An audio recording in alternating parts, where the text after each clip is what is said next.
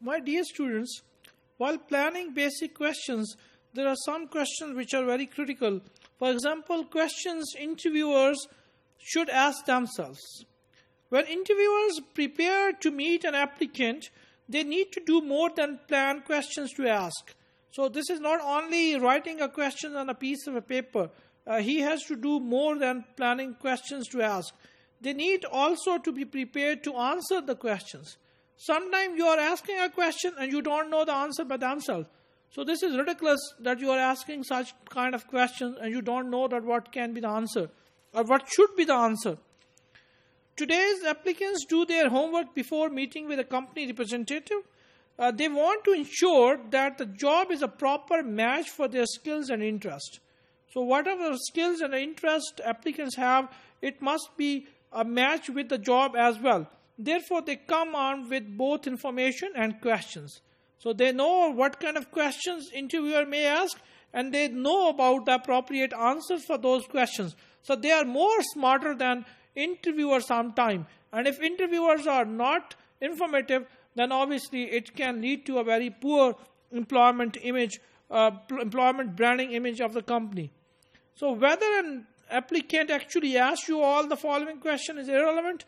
Asking yourself these questions and exploring the answers before meeting applicant will better prepare you for an interview. So it's very important, it's very tricky. Here are some questions interviewers should ask themselves and answer in advance of the interview. So you must have an answer as well. So if you don't have an answer and you have only questions, it would put you in a very awkward situation during an interview. Questions about the organization. Number one question, can you describe the work environment? A very simple question. Someone would describe the work environment. This is an open-ended question. Number two, what is the overall philosophy of the company? This is a question for yourself. You are in an interview, so you have to ask from yourself that what is the philosophy of the company? Because an applicant can ask or cross question about the philosophy of the company and you would be in trouble. And some applicants are very smart. They already prepared the philosophy of your company. They already know the philosophy of your company from your website and you are not aware of that philosophy. And number three, what is the company's greatest strength? So this is also an important question you need to ask from yourself. Number four, how would you compare this company with number one competitor in terms of profit, in terms of branding, and in terms of growth? So you must know about your external environment. You must know about your competitor. You must know about your competitor and your ranking in terms of the profit, your ranking in terms of the branding, your ranking in terms of the growth of the company. So these questions need to be prepared beforehand. And these questions are for yourself. Number five, how accessible are members of senior management to employees at my level? So how much accessible the senior management is for the employees?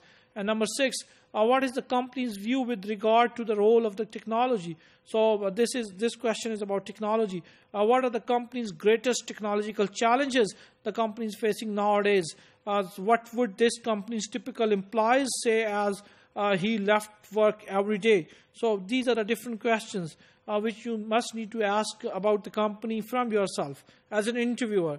Then there are questions about the job, and these questions can be the following. This is just a list. You can add several other questions, keeping in view your own organization, keeping in view your own context. Can you describe a typical day in this job? Number two, on average, how many hours a week did this job's previous incumbent work? So this is also a critical question. And number three, what is the most important aspects of the job which you are going to offer to any of the candidate? And number four, can you tell me about the person to whom I would be reporting?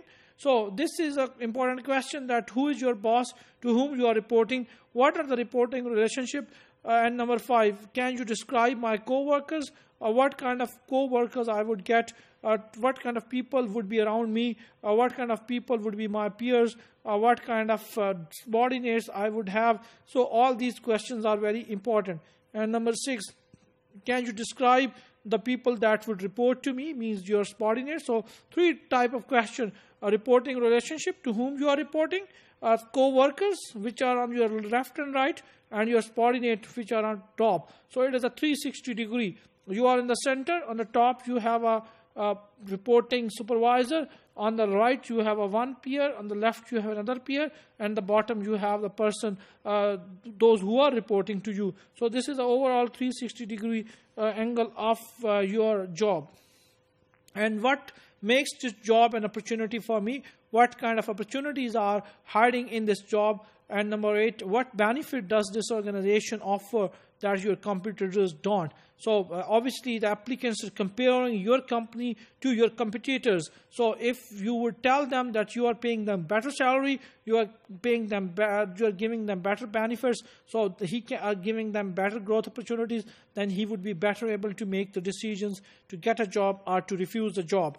And number 9, would I be required to sign a non-compete agreement? So what kind of agreements I need to sign? Yes or no, and its explanation. So these are the very important questions which you may ask from yourself when you are preparing for the interview.